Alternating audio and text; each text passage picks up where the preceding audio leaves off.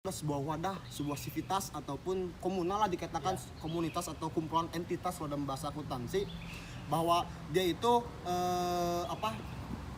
kumpulan orang yang tersistematis, terstruktur, yang dimana dia punya tujuan, dia akan mengejar tujuan itu dengan memaksimalkan segala sumber daya yang ada dalam organisasi. Nah,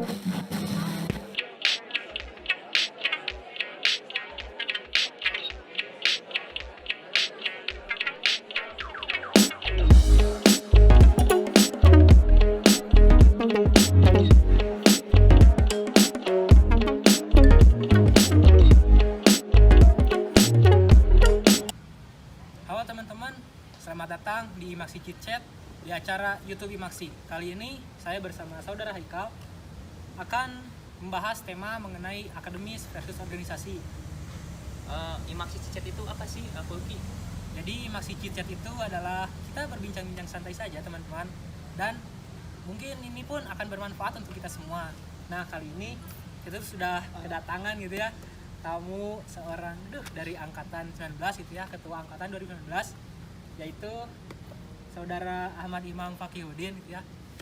Jadi boleh kenalin dulu. Boleh perkenalkan dulu kali. Oke, ini teman-teman YouTube dari Litbang ini kali ya. Perkenalkan dulu ya, nama saya Ahmad Imam Fakihudin, saya dari angkatan 2019. Teman-teman, mungkin tadi saya diundangnya sama teman-teman Litbang sama Fulkit ya untuk ikut sama-sama bikin konten, mungkin konten kreator tentang akademis dan organisasi gitu. Ya mungkin diserahkan dulu aja, ini gimana saya harus ngapain gitu di sini. Jadi sekarang itu ini sudah ada beberapa pertanyaan ya mengenai akademis dan organisasi.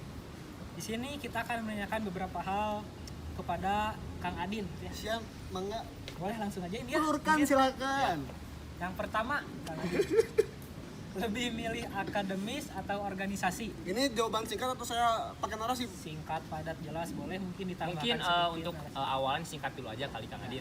Saya sudah memilih keduanya. Kenapa? Ya karena mungkin ya saya jelaskan dulu ya, karena bagi saya organisasi dan akademik itu bukan pilihan.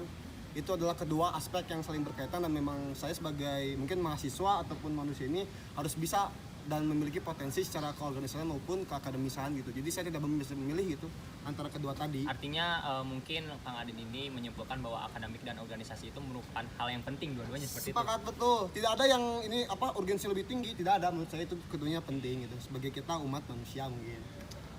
Ya. Udah mungkin ya tadi kenapa dua akademis dan organisasi ini harus dimiliki sepenuhnya oleh mahasiswa? Nah, karena mungkin saya penjelasan dulu ya, karena biar ini durasi panjang. Ya, boleh. Ada Durasi AdSense, panjang. dan dapat duit. Tadi Santai. berbicara tentang akademik, kan kalau kita artikan akademik atau akademis lah ya, akademisi itu adalah orang-orang yang berpendidikan di mana dia secara disiplin ilmunya, misalkan saya di kampus, saya jurusan akuntansi, kurikulum akuntansinya saya harus bisa mendapatkan hal itu. Pertama, karena tanggung jawab pertama saya masuk kampus adalah masuk jurusan akuntansi, hal pertama adalah untuk mendapatkan ilmu akuntansi. Tapi ketika berpikir panjang lebar, mungkin secara hakikat hidup yang sebenarnya, ilmu-ilmu organisasi pun saya harus mendapatkannya. Bagaikan apa ya ini? Mungkin kalau dikatakan sebagai ini duniawi dan ukhrawi mungkin ya. Jadi keduanya tidak dapat dipisahkan dan memang harus disimbangkan dua-duanya ini gitu. Yang selanjutnya mungkin ada Haikal. Menurut Kang Adin gitu ya, selama yang Kang Adin jalani selama kuliah seperti itu, Yes. menurut Kang Adin gitu, apa sih yang bisa Kang Adin dapetin di akademik namun tidak bisa didapatkan organisasi, pun juga apa yang bisa Kang Adin dapatkan di organisasi namun di akademik tuh Kang Adin nggak dapat gitu. Mungkin ini ya, ini mah point of view. Balik lagi ini pendapat pribadi perihal tadi apa yang didapatkan. Karena berbicara tentang akademis ya, pendidikan yang artinya ada suatu keilmuan ataupun secara teoritis ilmu-ilmu yang didapatkan. Bagi saya organisasi pun itu termasuk akademis atau termasuk proses pendidikan yang dimana misalkan saya mendapatkan di organisasi mendapatkan ilmu entah tentang manajemen waktu, manajemen organisasi, ataupun caranya public speaking, cara kepemimpinan ya. Tapi bedanya apa? Bedanya antara pendidikan dengan yang mungkin dari ini ya, sudut pandang teman-teman misalkan ini dipertanyakan, akademik ini mungkin disudut pandangkan dengan mata kuliah mungkin ya, jadi pelajaran di kampus ya. Berarti kalau yang dibedakan apa?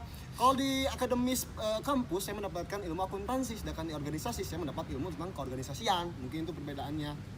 Balik lagi ini point of view ya, pendapat pribadi. Berarti gimana perspektif Ya, masing-masing? sepakat betul. Oke deh. Berarti kalau ini selanjutnya nih, Boleh, ini mungkin yang silakan. biasa mahasiswa bingung Iya. kan gitu ya.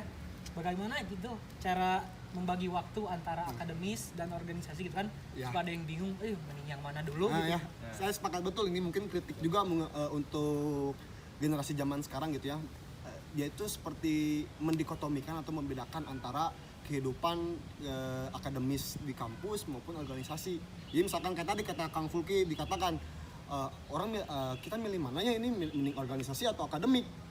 Menurut saya itu suatu keanehan ketika kita dipaksa untuk memilih antara ilmu mau mendalami atau mau bergerak dalam hal akademik atau organisasi. Karena tadi baik lagi kedua hal itu harus kita dapatkan. Dan baik lagi itu suatu kritik keras ya buat kehidupan atau anak-anak zaman sekarang yang mungkin secara akademis ambisius, dia mungkin realistis lah ya, dia masuk kampus buat dapat kerja ataupun buat sukses secara individu atau apapun itulah ya. Mungkin kalau kita sangkut pautkan dengan konteks tridharma perguruan tinggi itu justru sangat menyeleweng gitu ya, sikap-sikap seperti itu ya. Tadi benar nggak pertanyaannya kayak gitu ya gitu kan ya. Jadi memang ya bahwa antara akademik dan organisasi ini adalah memang saling berhubungan ya. Sepakat. Tapi kan gini Kang Adin, terkadang ada juga nih beberapa orang yang dia itu malas untuk berorganisasi gitu seperti itu karena ya atau capek lah rapat terus. Nah mungkin sebagai Kang Adin gitu, bagaimana cara mengajak teman-teman untuk bisa berorganisasi gitu. Jadi ilmu yang didapatkan itu tidak hanya didapat secara akademik pun juga secara keorganisasian gitu, seperti itu. Oke, mungkin menjawab pertanyaan dari Kang Haikal ya tadi tentang kenapa orang-orang masih ada yang dikatakan malas atau tidak mau mengikuti organisasi. Pertama, kalau menurut saya ini karena tidak ada pemahaman tentang organisasi itu sendiri. Jadi masih banyak gitu ya, ini lingkungan-lingkungan kampus yang mengadakan ataupun secara keorganisasian ini tidak bersifat substantif. Maksudnya substantif itu ada isinya. Perihal misalkan kita di organisasi ini, makanya stigma mahasiswa yang lain itu ngapain masuk organisasi, cuman rapat doang, rapat pulang. Jadi si stigmanya itu atau perspektifnya menganggap bahwa organisasi ini adalah hal-hal yang bersifat momentual ataupun event organizer gitu ya. Kita sebagai kita hanya pelaksana bla bla bla bla bla. Padahal justru si substansi atau arah organisasi ini harus dikejar, karena mengingat juga secara nomenklatur organisasi itu nggak dapat tujuan-tujuan itu. Jadi kalau saya rasa kenapa orang-orang makin malas, makin singnya karena tadi secara esensial pun maknawi organisasi itu orang-orang nggak dapat. Itu yang harus dibatas secara hal-hal yang dasar dah. Kita langsung misalkan organisasi langsung bahas, ayo orang langsung program kerja. Ya wajar aja orang-orang malas. Kayak misalkan contoh kita misalkan mau dalam kenegaraan misalkan kita mau jadi anak DPR. Kalau kita tidak paham apapun seluk-beluk entah itu tupoksi ataupun arah DPR, masuk langsung tiba-tiba program kerja, yang ada pada pikirannya perihal eksistensi pun apapun secara material apa yang dapat uang, dapat eksistensi. Nah itu yang kesalahannya. Yang penting dia tuh kalau kayak gitu berarti mentingin individu benar. Nah, sepakat itu. Jadi tidak ada kesinambungan antara interpersonal pun kehidupan alam. Jadi hidupnya buat diri sendiri aja gitu. Mungkin pemahaman itu menjadi nilai yang paling dasar. Ya, seperti sepakat, itu ya, karena sepakat. jika kita melakukan suatu kegiatan tapi tidak didasari dengan pemahaman yang baik pun itu bisa menjadi sebuah kezaliman buat diri kita sendiri. Seperti itu kan. Kayak quotes ini gini. Kita ini bertindak zolim jika kita melakukan sesuatu tanpa didasari pemahaman. Jadi kita tuh ikut-ikutan Sama aja bohong berarti ya. bohong kata. Tuh, teman-teman, itu ya kalau misalnya yang masih bingung, misalnya cuma istilahnya seuzon duluan gitu ya, ke organisasi teh kayak capek naonan organisasi mah gitunya, capek rarapatan gitu. Ya jadi dengerin nih kata Kang Adin gitu ya, untuk referensi gitu. Jadi organisasi itu nggak hanya sebatas yang teman-teman pikirkan gitu. Ya, dah. Saya satu kalimat maksudnya coba hilangkannya kalau kita mau melakukan sesuatu itu tentang gengsi dan eksistensi. Betul. Menurut saya hal-hal seperti itu mah hanya bonus lah. Mikirin kekuasaan atau misalkan material uang, itu kan suatu kecelakaan di mana itu harus menjadikan kekuatan bagi kita untuk terus berproses gitu. Bukannya menjadi suatu tujuan orientasi utama. Ya, mungkin gitu. Lanjut lagi boleh. Ada nih pertanyaan terakhir ya, ini untuk masa depan juga saat di dunia kerja mungkin Ya, boleh. Menurut Kang Adin nih, kan ini akademis dan organisasi itu saling berhubungan kan ya, Yes, kata Kang of Adin course. tadi. Nah, untuk di masa depan nanti atau saat di masa kita kerja itu manfaatnya yang kedepannya tuh seperti apa gitu. Oke, ini kita berbicara tentang realistis ya, mungkin proyeksi jangka panjang tentang kehidupan ke depan, masa kerja lah. Bagi saya memang benar gitu, sudah tanggung jawab pribadi, ini mah perihal mencari nafkah, mencari uang. Saya pun pribadi saya akan mencari uang semaksimal mungkin. Betul. Karena bagi saya walaupun tadi dikatakan jangan jadikan orientasi, tapi itu adalah suatu kekuatan buat saya bagaimana tujuan-tujuan hidup saya. Misalkan saya ingin menghadirkan kemaslahatan di masyarakat sekitar. Ya dengan itu, soalnya kalau misalkan saya tidak bisa masih belum beres dengan diri saya, apalagi saya mikirin orang lain. Nah, mungkin kalau tadi pertanyaannya apa? Itu narasi awal. Nah, jadi menurut Kang Adin tuh akademis dan organisasi itu saat di dunia kerja atau masa depan itu bergunanya seperti apa gitu manfaatnya? Ya, mungkin ini ya. Pertama manfaatnya untuk di dunia kerja mungkin setelah kita lulus. Pertama karena tadi membahas akademis organisasi itu kan membahas suatu keilmuan di mana itu akan menambah secara wawasan pengetahuan dan akhirnya akan menambah gerak konkret. Nah, bagi saya kita sudah mendapatkan hal-hal itu, kita semua akan struggle, akan kuat dalam situasi kondisi apapun. Misalkan kalau kita hanya dalam satu lingkupan ya, misalkan cuma akademis doang, kita ilmu di organisasi nggak dapat, ya bakal kewalahan ataupun bakal kayak menyerah gitulah, kayak udah up gitu dong. Nah, tadi kalau kita misalkan hanya mementingkan salah satunya, ya itu kita akan merasa kerugi. Sama kayak misalkan firman Tuhan berkata bahwa kita itu jangan berlebih-lebihan. Sama kayak ini juga, perihal akademis jangan berlebihan, organisasi jangan berlebihan. Kita seimbangkan keduanya, tapi maksimalkan keduanya. Arti yang berlebihan itu ada satu yang dilupakan gitu menurut saya. Jadi untuk manfaat kedepannya tadi kita akan bisa struggle ataupun bisa menghadirkan suatu inovasi, ide-ide dengan kita belajar sekarang gitu. Iya kan? Gitu teman-teman. Gimana nih kalau yang udah masih ada pertanyaan boleh tulis di comment section ya di bawah nanti. Nanti ada Q&A gitu ya. Ada lanjutannya lagi, oke? Jadi seperti itu teman-teman pembahasan mengenai akademis dan organisasi dari IMAKSI. Jadi mungkin ini bisa jadikan referensi untuk teman-teman untuk kedepannya untuk memikirkan bagaimana organisasi itu gitu. Ya betul. Ini boleh gimana? Ya mungkin ini juga bisa menjadi bahan teman-teman ya untuk bisa berproses ke depannya gitu ya. Siap. Ini bisa jadi dasar pemahaman dan semoga gitu apa yang kita sampaikan di sini tuh bisa menjadi sebuah yang bermanfaat gitu pada yang menonton.